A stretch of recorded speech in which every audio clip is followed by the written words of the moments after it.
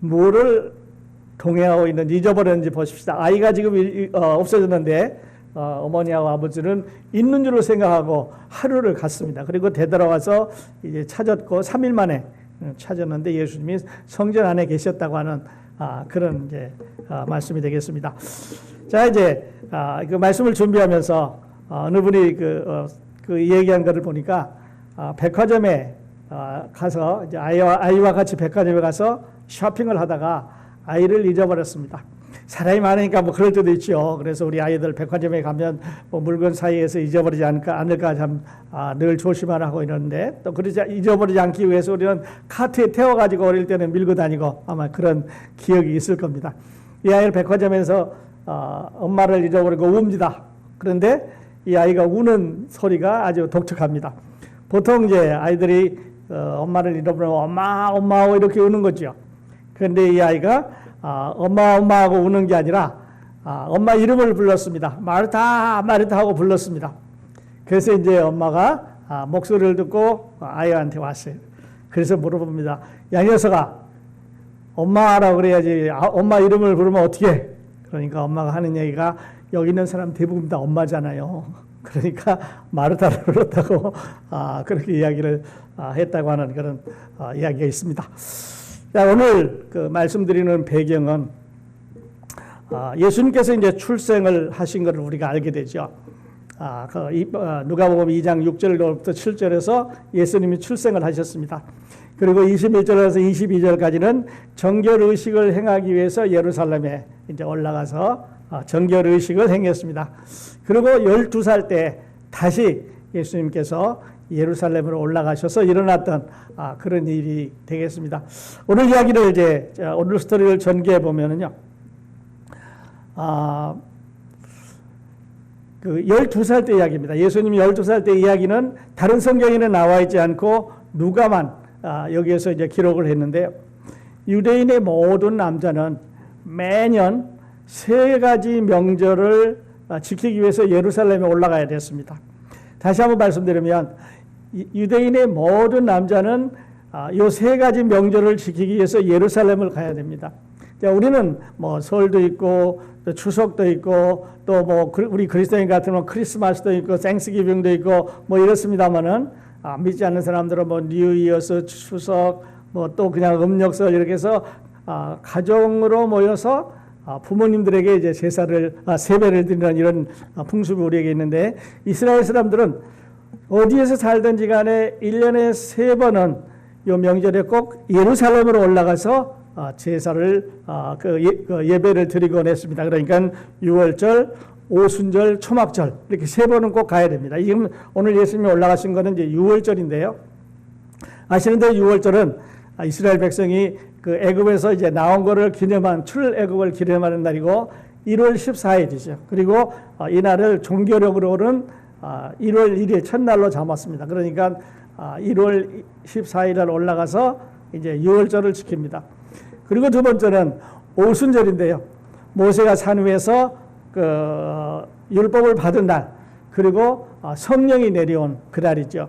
그런데 이 유월절은 죄송합니다. 오순절은 유월절 날부터 유월절 다음 날로부터 시작해서 77은 49, 49일째 되는, 그러니까 이날을 다른 말로 오순절, 77절 이렇게 부르는데 그날도 이제 올라가야 됩니다.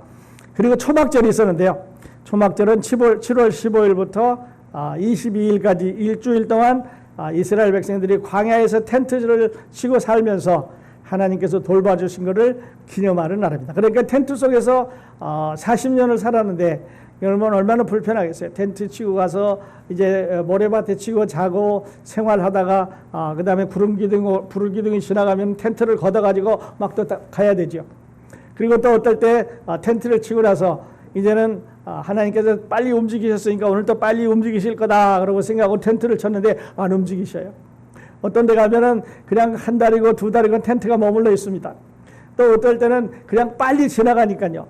하루 이틀도 아니고 이스라엘 백성들이 40년을 그렇게 했으니까 이제 텐트 속에서 사람들은 아이를 낳고 아이를 낳아서 기르고 노인들은 돌아가셔서 장사를 지내고 그랬으니까 아이 낳는 일도 있었겠습니다만 특별히 장사하는 일을 생각해 보면 한 곳에 텐트가 오래 머물러 있으면 노인들이 많이 돌아가셔야 되니까 거기 묻어야 되는 거죠. 그래서 큰 이런 공동묘지가 형성되기도 하고 그랬습니다. 이걸 이제 초막절이라고 하는데요. 이스라엘 백성들은 집을 짓고 이렇게 지금 보이는 화면에 보이는 대로 이렇게 집을 짓고 그 안에 들어가서 옛날에 출애굽 광야 생활할 때 하나님이 돌봐주신 것을 기념하는 이런 행사를 하곤 했습니다. 그러니까요, 새 명절은 반드시 예루살렘에 올라가서 성전에 들어가서 하나님께 제사를, 하나님께 예배를 드려야 되는 거예요. 우리하고는 좀 많이 다르죠. 우리는 조상들에게 그렇게 했는데 여기는 이제 하나님께 그렇게 했으니까 이 후손들이 축복받고 살아야 되는 이유를 우리는 이런 데서 이제 발견을 할 수가 있습니다. 그래서 예수님이 살아계신 데에서 예루살렘까지 가는 거리가요, 한 90마일 정도 됩니다. 그리고 킬로미터는 한 120km 된다고 그러는데 지금 저렇게 표시한 대로 사마리아를 지나서 걸어가야 되니 한 5일이나 6일 정도 가야 되는 그런 거리라고 그럽니다. 그러니까 예수님이 사시는 데서 저런데 더 멀리 사는 사람들은 뭐 다른 나라에 사는 사람들은 아주 수일을 걸려서 이 제사를 드리기 위해서 왔을 거예요. 그러다 보니까 예수님이 십자가에 못 박을 때 그 6월절에도 많은 사람들이 거기에 이제 몰려온 것을 볼 수가 있습니다. 그래서 위에 A라고 써진 데서부터 시작해서 B라고 써진 것으로 쭉 이렇게 내려와서 이제 6월절에 참석하고 돌아가려고 그러는데 문제가 생긴 거죠. 여기서 우리는 몇 가지 질문을 하면서 이 본문을 또 생각해 볼 수 있습니다. 보통 유대인의 성년은요, 성년식, 요즘도 성년식이라는 걸 하죠. 유대인의 성년은 13살부터입니다. 그러니까 13살이 되면은 어른이 되는과 동시에 모든 행사에 어른 남자로 참석할 수가 있었습니다. 근데 예수님은 지금 12살 때 갔어요. 그러니까 한 살 미리 간 거죠. 그리고 성전 안에 들어가는 나이도 보통 13살 이렇게 들어가야 되는데 12살에 들어가셨으니까 보통 사람과는 다르다고 하는 것을 지금 누가는 우리들에게 설명을 해주고 있습니다. 물론 부모를 따라서 갈 수는 있겠지만 그러나 예수님의 그 활동이 보통 이스라엘의 보이들하고는 달랐다고 하는 것을, 그러니까 하나님의 아들이었다고 하는 것을 지금 말씀을 해주고 있습니다. 그러니까 두 번째 질문은요, 마리아와 요셉은 이제 고향으로 돌아가는데 하루 동안 예수님이 같이 가는 것을 몰랐어요. 그러니까 예수님 예루살렘에 머물러 있고 그들 가운데 같이 가고 있지 않은 것을 몰랐습니다. 가고 있는데 하루 동안 몰랐어요. 어떻게 생각해 보면 아마 그 친척들과 같이 그룹을 다른 그룹으로 간다든지 아니면 다른 가족들과 함께 자기 친구들과 어울려서 가기 때문에 몰랐었다고 말할 수 있지만, 그러나 하루가 되도록 이 어머니 아버지는 아들 예수가 따라오는 것을 몰랐습니다. 오는 줄로 생각하고, 오늘 말씀의 타이틀을 제목을 그렇게 생각을 했는데요, 오는 줄로 생각을 했습니다. 그런데 안 왔습니다. 이게 우리에게 아주 중요한 진리를 지금 누가는 우리에게 말씀을 하고 있습니다. 오늘 많은 사람들은요, 이렇게 예수를 믿습니다. 태어나서부터 예수를 믿습니다. 아니, 어떤 사람은 어머니 뱃속에서부터 예수를 믿습니다. 어떤 사람은 어렸을 때부터 주일학교 때도 믿고, 어떤 사람들은 중고등학교 때도 믿고, 어떤 사람들은 대학교 때부터 예수님을 믿는데요, 그들은 하나같이 이렇게 생각합니다. 내가 예수님과 동행하고 있을 거다라고 생각을 합니다. 여러분 혹시 그런 적 없으셔요? 그런 적 없으셨습니까? 젊었을 때. 여러분 구원받기 전에 내가 예수님과 동행하고 있을 거라고 생각을 했는데 사실은 예수님이 동행하지 않았다고 하는 거죠. 구원받지 않았기 때문에, 죄 가운데 있었기 때문에 예수님과 동행한다고 생각했지만, 자기 생각은 그랬지만 예수님은 실제로 동행하시지 않았어요. 이 마리아와 요셉도 예수님과 동행하고 있는 줄로 생각하고 갔는데 예수님이 동행을 안 하셨어요. 그런데 또 하나 질문이요, 그때 예수님은 성전 안에 들어가 계셨습니다. 왜 성전 안에 들어가 있는지 우리는 알 수가 없습니다. 그러나 그 안에 들어가서 거기 있는 선생들에게 질문도 하고 대답도 하는데 그 질문이 놀라웠다 그랬습니다.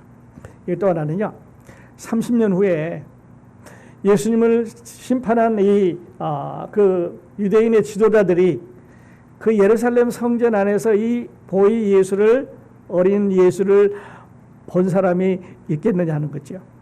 한번 생각해 봅시다. 지금 이때로부터 시작해서 예수님은 20몇 년 후, 그러니까 십자가에 못 박혀 돌아가실 때쯤에는 이때 나와 있는 이스라엘의 제자들로부터 이제 심판을 배척을 받고 십자가에 넘겨주게 되는데, 그 사람들이 어린 예수를 그 사람이 아주 어렸을 때 들어왔었는데 우리가 기억한다. 보통 사람하고는 달랐다. 그 질문도 다르고 대답도 달랐는데 하고 기억할 수 있었을까 하는 생각을 잠시 해보게 그렇게 됩니다. 근데 마리아와 요셉은 3일 만에 예수님을 찾았습니다. 성전 안에서 찾았어요. 여러분 혹시 어린아이를 잃어버렸던 그런 경험이 있으신지 모르겠어요. 우리 아이들을 데리고 왔는데, 집에 왔는데 아니면 어디 나갔는데 아이들이 눈에 안 보이면 그냥 순간적으로 수많은 이런 수많은 생각들이 잠시건 막 머릿속을 스쳐가는 것을 볼 수가 있습니다. 그때 예수님이 부모를 만나서 부모가 이제 마리아가 물어봅니다. 네가 어찌하여 여기 이렇게 있느냐? 나와 내 아버지가 너를 지금 3일 동안 찾고 있다. 그렇게 말합니다. 그랬더니 예수님께서 대답하기를, 어머니 어찌하여 나를 찾으셨습니까? 내가 내 아버지 집에 있어야 될 것을 알지 못합니까? 근데 여기서 아주 중요한 진리를 또 하나 말씀하고 있어요. 예수님이 어렸을 때는 마리아와 요셉과 그들이 같이 함께 사는 아버지 집에 있었습니다. 그러니까 어린 소년으로서 육신의 아버지 집에 있었는 거죠. 그리고 영적인 활동을 시작하면서 예수님은 하늘 아버지 집인 성전 안에 계셔야 되는 게 맞는다고 하는 거죠. 그리고 십자가의 모든 코스를 다 마치시고 하늘나라에 올라가면 하늘 아버지의 집의 영광 가운데 있어야 되는 게 예수 그리스도가 거쳐가야 되는 집입니다. 요셉과 마리아의 집에서, 그 다음에 성전에서 하늘나라의 영광스러운 집으로 이렇게 거쳐 올라가는 거죠.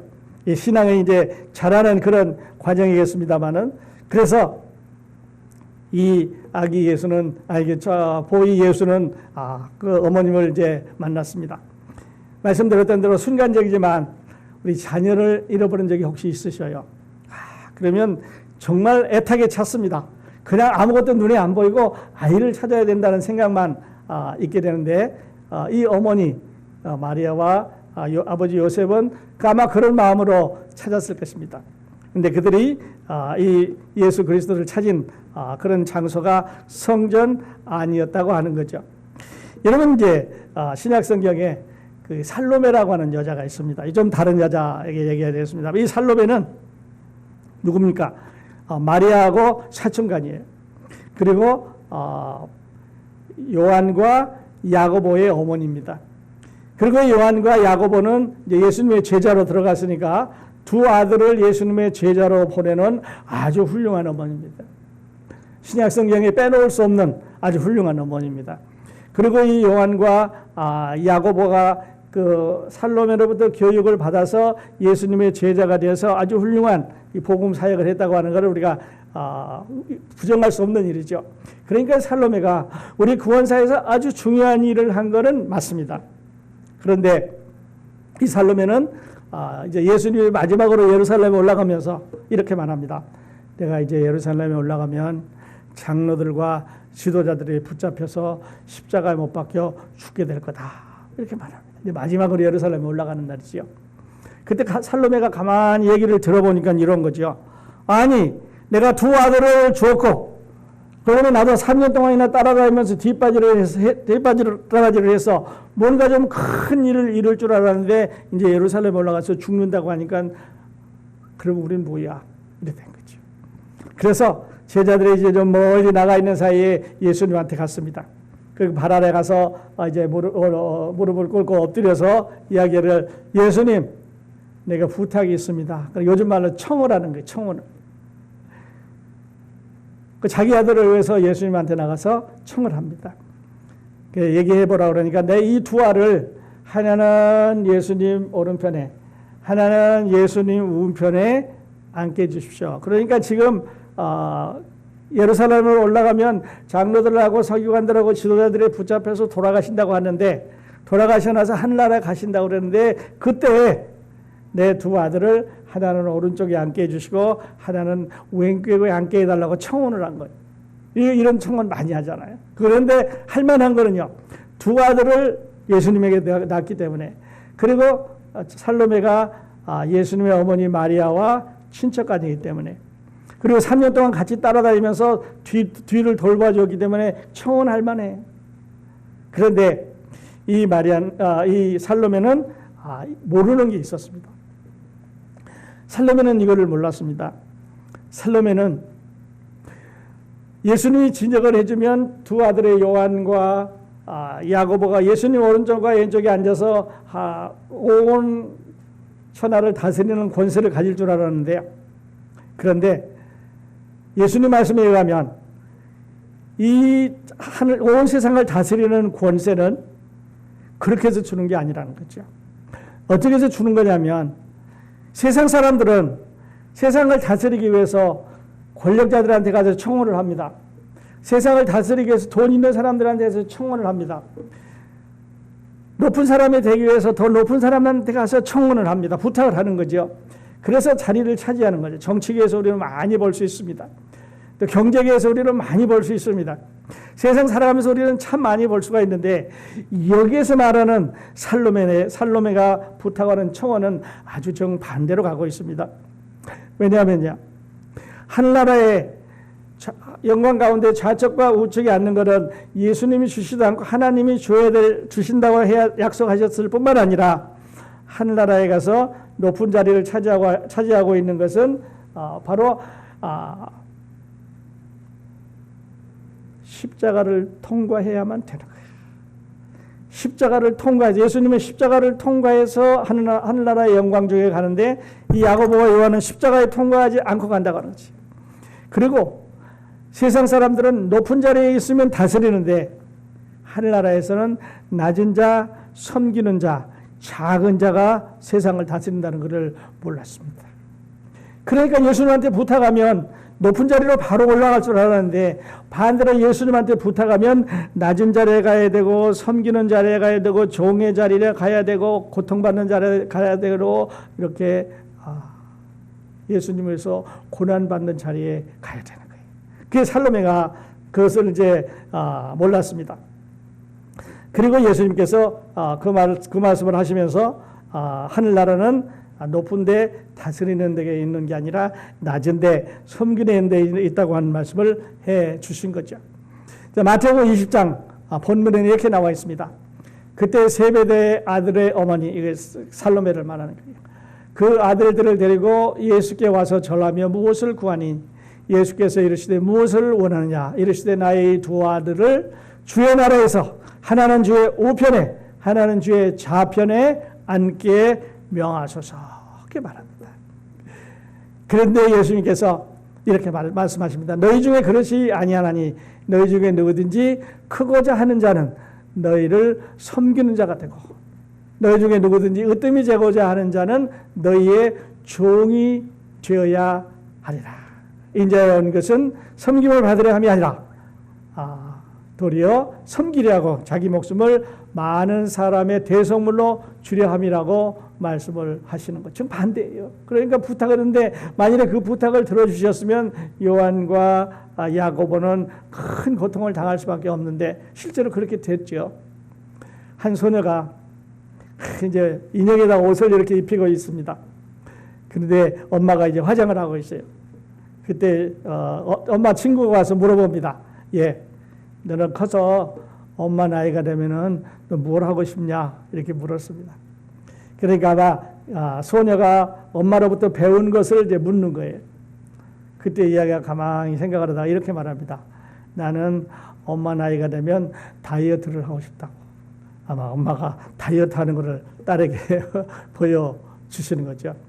어머니 말에 관련해서 유대인들은 이런 속담을 사용하고 있습니다. 하나님은 어디에나 계실 수 없으므로 이 세상에 어머니를 먼저 보내주셨다. 그래서 하나님의 사랑이 어머니를 통해서 우리에게 오는 것을 말합니다. 어린이의 미래의 운명은 언제나 어머니의 손에 달려있다. 여러분, 우리 어머니 한번 생각을 해보십시다. 아주 어리적으로 돌아가서 마음속에 떠오르는 어머니 한번 생각을 해보십시다. 오늘 우리가 있던, 우리가 살아온 모든 길의 운명을 그 어머니가 우리들에게 가르쳐 주지 않습니까? 어머니가 쿡하는 거 가르쳐 주셨습니다. 음식 요리해 주셨습니다. 옷 입혀 주셨습니다. 잠 재워 주셨습니다. 아픈데 치료해 주셨고, 업어 주셨고, 또 뭐 이것저것 다 가르쳐 주셨고, 바른 길을 가는 거를 일러 주셨고. 그래서 아브라함 링컨은 이렇게 말했습니다. 내가 나된 그것이나 내가 소명하였던 것 등은 모두 천사 같은 나의 어머니의 영향을 받았기 때문이다. 링컨은 그렇게 말했습니다. 여러분 링컨만 그렇게 한 게 아니라 여러분도 아마 그랬을 겁니다. 생각해 보면 우리들의 어머니가 우리들에게 그렇게 일러 주셨죠. 다른 데 찾아보니까 이런 말을 했어요. 어머니의 한 온수는 아주 작은 덩어리, 1온수는 목사의 한 파운드와 가치가 있다. 목사님의 가치를 좀 덜 둔 그런 말이겠습니다만은, 일본 사람들은 딸을 보면 그 어머니를 알 수 있다. 그랬습니다. 결혼하는 사람들이 이제 그 남자들의 데이트를 하면서 딸을 보면서 그 어머니를 생각하게 되고, 그 어머니를 보면서 딸을 생각한다는, 우리에게도 사용되는 그런 말이죠. 성경에도 어머니에 대한 많은 구절들이 있습니다. 잠언 1장 8절에는 내 아들아 내 아비의 훈계를 들으며 내 어미의 법을 떠나지 말라. 지혜로운 아들은 그 아비로 기쁘게 하거니와 미련한 아들은 어미의 근심이니라. 여러분 혹시 어머니를 근심되게 하는지, 어머니를 근심되게 하고 계신지 생각 한번 해 보았으면 좋겠습니다. 잠언 15장 20절에는요. 지혜로운 아들은 아비를 즐겁게 해도 미련한 자는 어미를 없인 여기느냐. 오늘 세대가 참 바뀌어서 그냥 가족들이 파괴되고 여러 가지 가정 문제가 있게 되는데, 하나님의 말씀에서 얼마나 멀리 가 있는 것을 생각할 수 있어요. 잠언 23장 22절에는 너 낳은 아비에게 청정하고 내 늙은 어미를 경히 여기지 말라. 어머니가 나이가 많으면요, 밖에 나가서 봤던 사람하고 많이 틀리죠. 집에 들어오면 그냥 옛날 옷을 입고 계시고, 그 다음에 많이 이렇게 수축하셔서 별로 멋이 없습니다. 그런데 업신여기지 말라. 그것이 우리들 때문에 생겨난, 우리들 때문에 버렸던 그 세월로 인해서 생겨난 영광의 면류관이기 때문에 우리가 그걸 존중해야 한다는 말이죠. 우리 신약성경 골로새서 3장 20절에 바울은 이렇게 말했습니다. 자녀들아 모든 일에 부모에게 순종하라. 이는 주 안에서 기쁘게 하는 것이니라. 순종하면 기쁘지요.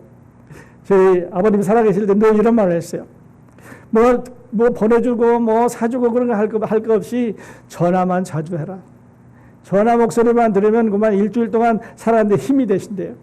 아마 여러분도 그러실 거예요. 멀리 있는 자녀들이 전화만 한 통 해주면 그날은 뭔가 스태미나가 넘치는 것 같고 힘이 나고 살아가는데 활력소가 될 수 있어요. 부모님에게 순종하라. 우리 자녀들은 이렇게 전화도 자주 하시고 또 문안하시고 이렇게 하시면 좋겠습니다. 자, 우리가 잘 아는 에베소 6장 1절로 3절에는요. 자녀들아 너희 부모를 주 안에서 순종하라. 이것이 오늘이니라. 내 아버지와 어머니를 공경하라. 이것이 약속 있는 첫 계명이니 이는 내가 잘 되고 땅에서 장수하리라. 이렇게 사도 바울은 말하고 있습니다. 자, 어머니날 이제 말씀의 결론을 두 가지로 이렇게 저는 내보고 싶습니다. 자, 오늘 루가는 우리에게 무엇을 말하고 있습니까? 예수님이 12살 때 예루살렘에 올라갔다가 성전에 머물러 계시고 아버지와 어머니는 이제 하루 길을 가다가 잊어버리고 되돌아와서 성전에서 예수님을 만났다는 이 메시지가 우리에게 무엇을 말해주고 있습니까?